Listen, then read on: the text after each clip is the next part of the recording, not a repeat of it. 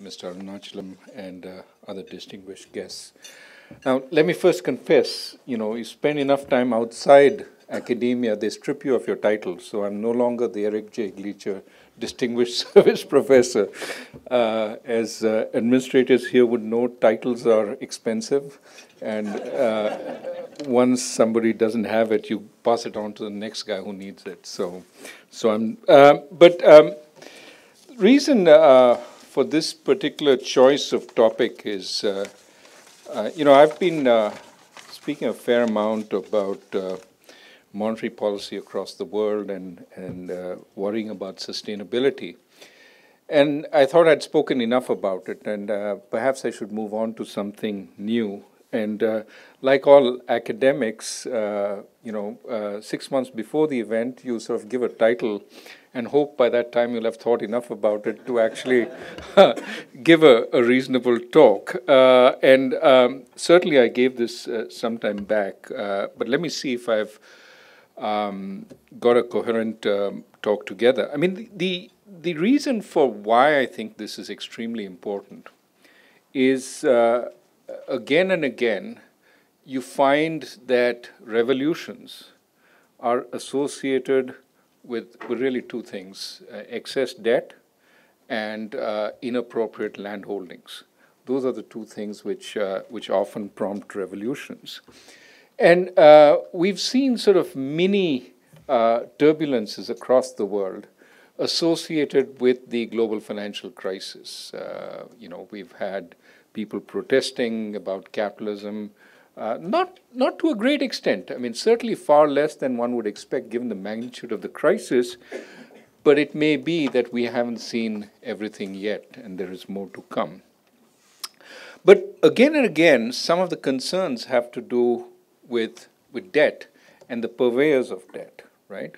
And this is not something new. I think right from early history, the usurer has been seen as a figure in society who has been blamed for much ill.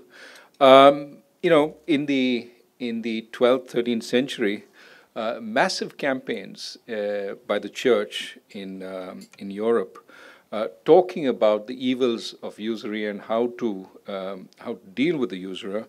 The Pope issued instructions then that all known usurers should be excommunicated. They are not allowed to receive the sacrament, and under no conditions could their bodies be buried in hallowed ground.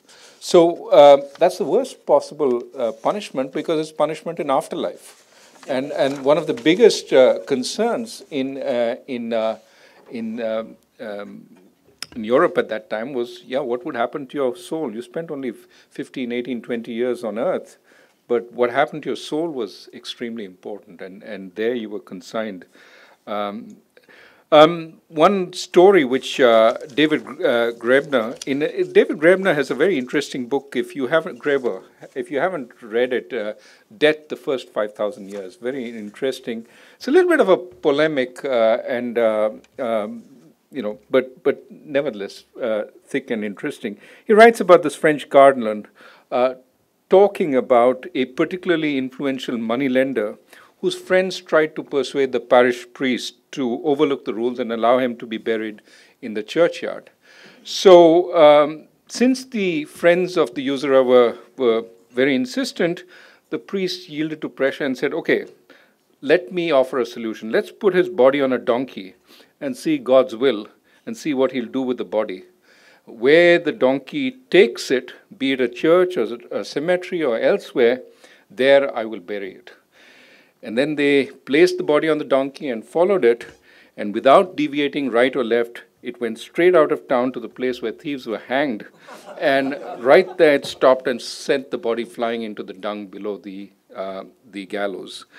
The point of this story is really to, again, make the point that, lenders weren't particularly respectable, right? Before the financial crisis, we thought things had changed. After the financial crisis, when you look at the opprobrium that bankers today have, things haven't changed that much. That the bankers, society has very ambivalent views lionizing them at some times. I mean, in India, to find a banker as a bridegroom was extremely important a few years ago, because that was an assured job, strong returns, especially if you were in the United States and in one of the wonderful investment banks. Today, not so highly thought of. Actually, in India, you follow the prices for bridegrooms and the dowries. It's a quite effective way of mapping status in society. So it's come down somewhat. So what's going on? And of course, more seriously, we've had an enormous amount of regulation being placed on banks. I'm part of the Basel discussions that take place every 2 months. And there's been an enormous effort to try and rein in debt, especially short-term debt, capital requirements of one kind or the other, liquidity requirements, and so on. And it seems to go on and on, though I hope we've sort of concluded at least the first set. So is debt good or bad? And how should we think about it? And what I'm going to say in the next 15, 20 minutes or so is sort of make somewhat obvious points, but try and bolster them. The first point is debt is like dynamite, right? It's very useful in the right places, explosive in others. And so you need to figure out where you want to use it and use it appropriately. And the problems always come when we go to inappropriate places.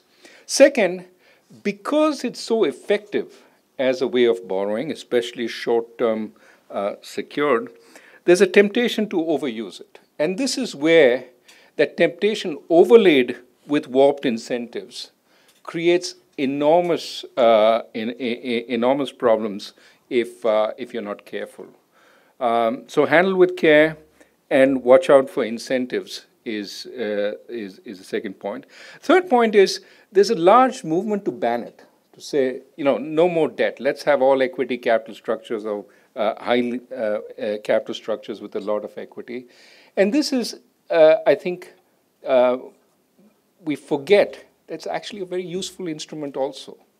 And in fact, it's at the core of capitalism in some sense, and I'll talk about that in a second, because it expands the range of people who can borrow, the range of people who can come into the system. And we shouldn't forget that. That's an extremely important aspect of capitalism. So with the good and the bad, the somewhat obvious answer is we need moderation and extreme care. And a lot of the moderation has to be exercised not just at the individual level or at the firm level, but at the political level. Because all too often, debt becomes an instrument of convenience at the political level, and we've seen that happen in recent years. So that's sort of where I'm going broadly. But let me flesh out these statements, and then we'll chat. We'll take questions.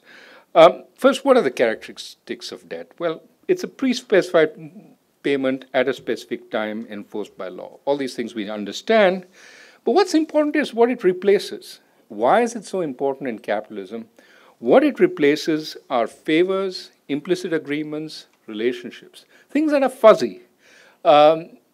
You borrow some tools from me. Maybe a few weeks down the line, I go back to you and borrow something else from you, and you repay the favor. That's how the community sort of works in the absence of these kinds of contractual statements. The problem is, with these kinds of fuzzy relationships, it keeps activity within a small circle. It's the village. I'm not going to lend to somebody who's going to go away because I have no ability to trust him, and I have no sense that he will repay the favor. Also, there's a lot of mutual dependence, right? That I do a favor for you, but the repayment in some sense depends on whether you have the inclination, whether we're friends still, et cetera, et cetera. There's a lot of dependence built in. What debt does is eliminate this kind of mutual dependence. It's a clear obligation. You got to pay at thus and such time, otherwise the full force of the law will fall on you. And, because often it's short-term secured, I really don't depend on you. I don't depend on how your business is doing. When I want my money, for the most part, of course, there is credit risk and so on. I'll come to that. But for the most part, I don't need to know too much about you. There's a range of papers on this, Dang, Gorton, Holmstrom. I don't need to know too much about you because, again, it's short-term secured. I don't need to know too much. I don't need us to have mutual interest. In fact, I can hate your guts and still lend to you, right? And this is Shylock, right? The old story of Shylock is he wasn't a particularly friendly creditor, but he still made the loan. Now, all this is accentuated in the modern financial system when debt is short-term, collateralized, and runnable. And a lot of debt has this characteristic, basically short-term, collateralized, and if there's any suspicion the borrower can't pay, people come for their money and try and withdraw it very quickly. So why is this a good thing? I mean, this, again, like dynamite. And the obvious reason it's good is it offers anyone resources when in need. Again, the absolute anonymity embedded in debt means it expands the range of people who can come and borrow, simply because it is such a strong contract. So you don't need to know too much about the borrower, so long as you're reasonably confident they've got more assets than the debt that they're borrowing. There's very little need for contacts. I don't need to have influence over the person. I don't need to have relationships. I don't need to know who their father and their father's father was. This is pretty straightforward. Also, because it's such a powerful contract, it trades easily amongst people. There's liquidity. I don't have any specific enforcement capacity over the lender, or over the borrower, which means that somebody I sell it to does not need to have that specific enforcement capacity. It's a liquid instrument, trades very easily. So the value of debt is it expands the market for resources considerably over what the village economy had. And a second important value, and that's something that you see with long-lived institutions. Long-lived institutions are a particular characteristic of capitalism, whether it's corporations or whether it's governments, that long-lived institutions can borrow large sums by pledging future value. Okay? This is, if some of you recall, this is how the Bank of England started, right? The Bank of England was a way for the government of the UK to borrow large sums. And the way it did it was by giving the Bank of England a monopoly over issue. But the Bank of England monetized those rents by issuing a lot of debt to the public. And that was why the government could then get the resources. In fact, there are people who argue that the reason Britain, a small island, was dominant in military affairs in the 17th, 18th, 19th century was they'd figured out how to borrow. They'd figured out how to borrow through devices like the Bank of England, and that's what allowed them to actually pay the Navy, unlike the French, who had a Navy but couldn't pay them, and therefore found that they could not fight as effectively. These large sums, the nature of the debt contract is different from equity because it's a promise. And therefore, it also binds future generations of managers in corporations, future generations of citizens in countries. And therefore, it's a way of promising the future. And that's a way of raising many more resources today. And what that also means is, if I can monetize the future by creating the right kinds of structures, I also have a very strong incentive to think about the future. So even if I'm a short-term government, I really want to milk my citizens. But the fact that I can raise debt against future governments and future citizens in my country means that I have an incentive, I have a longer horizon. I look to the future to make sure that I can create a good country, generate surpluses, which can pay out today.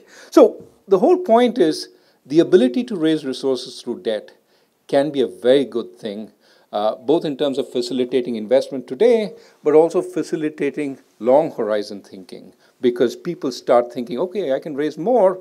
Can I create the right institutions to raise even more? And for that, I have to convince the markets to buy the debt, and for that, I have to put in place the appropriate institutions. Now, these are all the good things, but of course, people complain that this is all good advertising, but there's really a serious problem with debt. First complaint, of course, it kills community. As soon as I know that this tool that I have, rather than lend it to you, I can essentially do a repo with somebody else and get some interest for that, I have less incentive to be part of the community, okay? Put more broadly, when the community knows that it can borrow, it has less incentive to stay within the community and do favors for each other because resources are available through formal contracts outside. I don't need to do favors for anybody. I don't need to lend you money in expectation to get it back. I can put the money in a deposit outside. So as soon as you formalize some of these situations with formal debt, the informal structure starts breaking down. And this is why people often say capitalism is in contrast to community. Capitalism leads to a breakdown in community because the kinds of contracts, formal contracts, and the fact that capitalism allows you to trade with outsiders means the inside community trade starts getting hurt, and the relationship business gets hurt. A second argument is, again, the exact opposite of the benefit. The benefit is I don't need to have contacts, I don't need to have information, I don't need to have empathy, I can lend to you. But the flip side of it is, when I get into difficulty, you don't have empathy. You are an outsider, you've lent to me, and if I have difficulty, you just want your money back.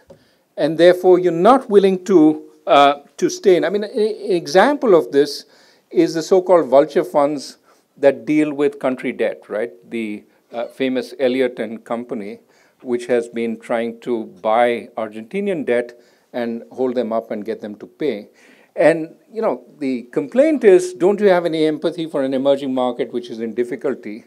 You're just buying the debt and trying to squeeze us out. But the whole point of debt sometimes is, it's precisely because we don't have empathy that we have a reason, we have a knowledge we'll get it back. One of the examples you see on this is that in many communities, you'll find that the moneylender often is from outside the community. And that's because they actually don't have empathy, which is why they can afford to lend and get their money. If they listen to all the sob stories, they would never actually get their money back. So the good side of it is they're willing to lend. The bad side of it is conditional on distress. They're not more sympathetic, but they're two sides of the same coin. Another problem with debt, and this is, I think, a interesting problem, certainly in the Indian context, is that it makes promising easy. And sometimes, when you're not thinking far enough, you take on too much debt. The over-indebtedness of households, the over-indebtedness of farmers. Sometimes in India, this has led to debt bondage. You sort of promised yourself for many generations to the lender. And I think if you look at all these are all individually problematic, but they're the flip side of some of the positives of debt. Where debt really goes off track, I think one could argue are three situations. The first is a version of what I just said, which is that when in trouble, people are willing to promise anything, promise the moon, right? And that's when, if they take on debt, they could take on a huge amount of debt because the person who's dealing with them at that point has enormous bargaining power. If I want to bail out if I'm in a drought, I'm a farmer, and I have my kids who are going hungry, and I go to the moneylender says, well, I'll give you thus and such money, but at an enormous interest rate. At that point, I don't care, because I really want the money to feed my kids. So bargaining power in those situations may be quite extreme. One of the reasons, when you look at the history of usury, you see that usury laws became much stronger in times when the agricultural sector was in great difficulty, when agricultural holdings were small, when volatility in agricultural incomes was high, when people got into difficult situations. In order to protect them against this, the usury laws, which limited interest rates that could be charged, were enforced much more strongly. However, When times were better and people wanted money to invest and were willing to borrow and they got more reasonable interest rates, the usury laws came off. So one important concern, and this is a concern I face as a regulator, how much do you put constraints on interest rates? And really for the most depressed segments of society, there is a case, I think, for putting some limits on interest rates. As academics, we typically say, no, don't put any limits on interest rates. But in some cases, there is to even the bargaining power in those situations.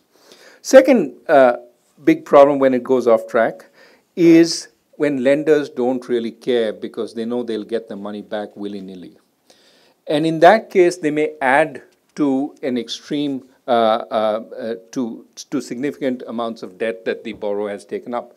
Let me give you one example in the Indian context again.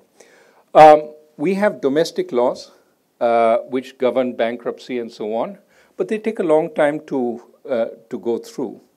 So when domestic lenders lend, they usually lend with the idea they'll work it out somehow if the borrower gets into distress. However, corporations also borrow abroad. But when they borrow abroad, they borrow under London rules or Hong Kong rules or New York rules, in which bankruptcy can be much faster, and there are some foreign assets which can be seized by the lender who comes from abroad. So when a lender comes from abroad, they know there's a whole bunch of Indian lenders who are willing to do deals, and who may, if threatened with putting the firm into bankruptcy, essentially bail out the foreign lender and say, here's your money, go away, don't put this firm into bankruptcy, we'll deal with it ourselves. Well, there's a clear case of moral hazard. You go in without taking the risks because you know somebody else will bail out. Now, this is a case of private bailout. We have public bailout. That's always a situation in which debt gets off track. We saw consequences of that during the great financial crisis. And the last situation where it goes off track is that in academia, we always assume that when you have too much debt, the debt is easily negotiated down, and then everything becomes hunky-dory, that all the bad incentives associated with excess debt go away. The truth is, renegotiating debt down is very, very difficult, especially in many of the situations. Either the situation is too small, as with the US households during this debt crisis, or doing an across-the-board debt waiver is politically very difficult for a variety of reasons. So these are situations where things go off track, and we've seen examples of this in recent times. So I want to end with a couple of sort of ways of thinking about it. Can we fix this problem, or do we have to live with it, right?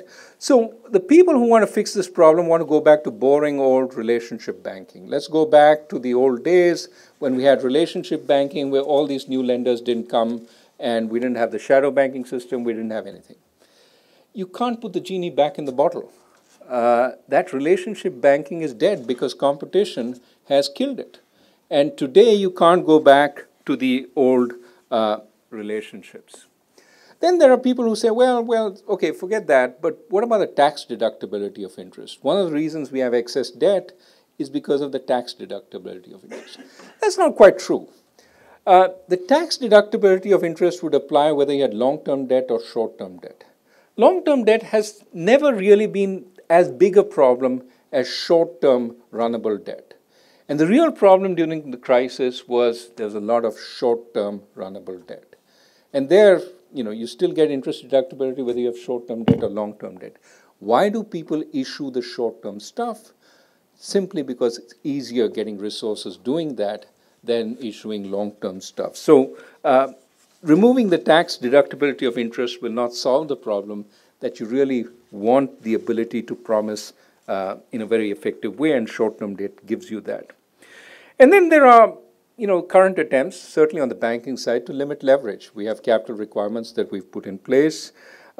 We have country limits on borrowing being proposed in Europe.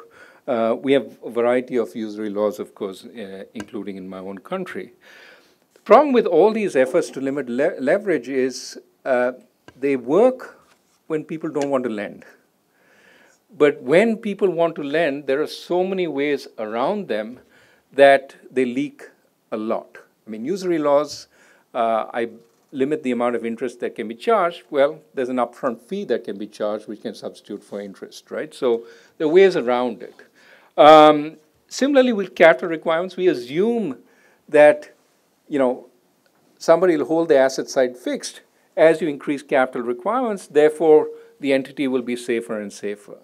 But in practice, what happens? Increased capital requirements, they look for every which way that they change the asset side to be consistent with the amount of capital they have on their balance sheet. So gaming today is not high because it's very hard at this point to make reasonable loans. There's a lot of risk aversion in the banking system.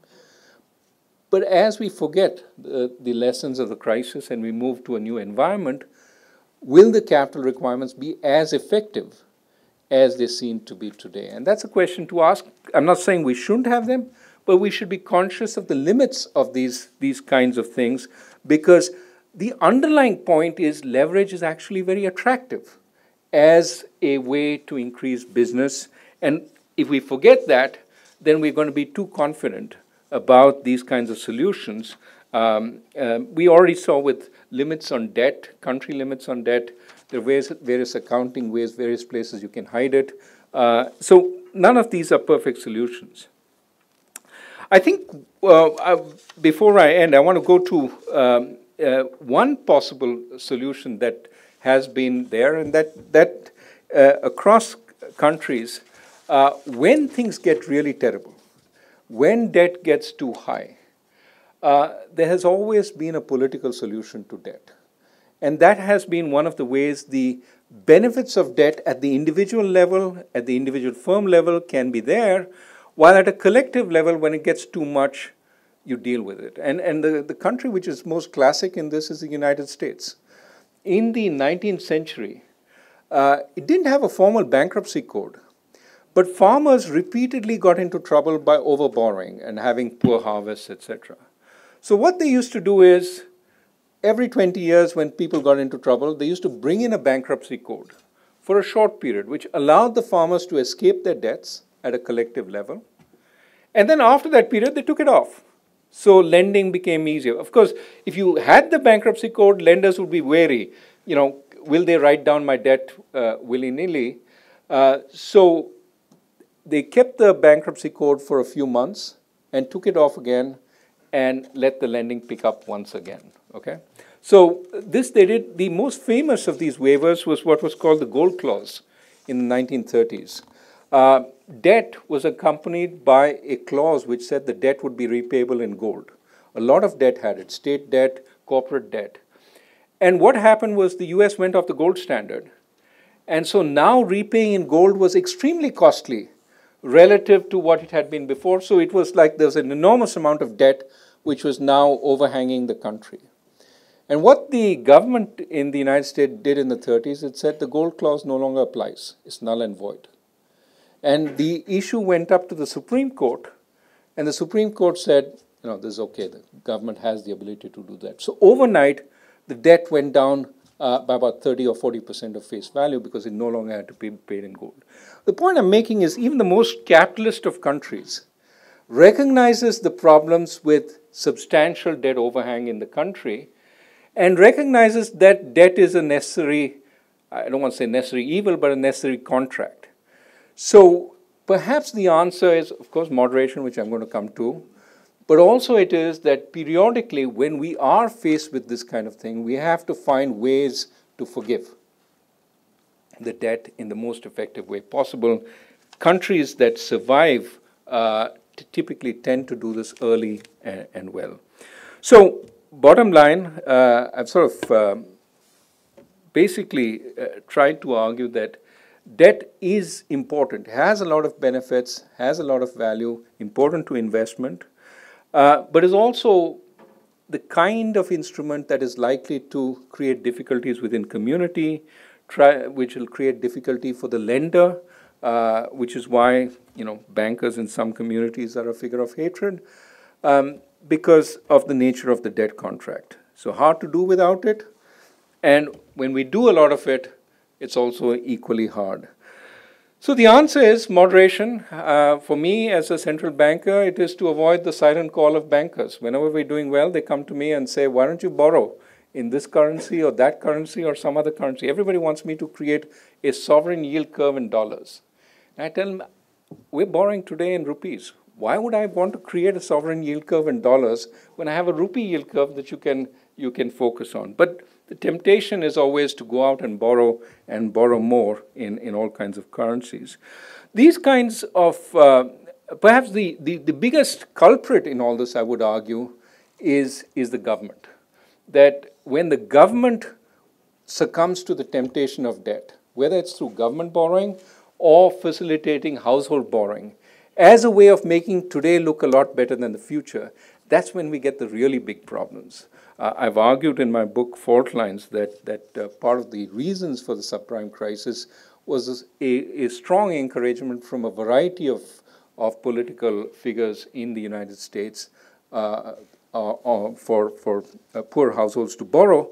It's a way of making them feel better about moderate income growth. So, but that kind of argument has been picked up and taken elsewhere. But I think that's a concern, that when governments encourage borrowing, I think it becomes particularly large, particularly systematic, particularly problematic. We have to be careful about that. So broadly, be careful. And when it's big and huge, think about doing waivers, because working it off is going to take a long time and create enormous political anxiety while you're doing that. Let me stop there.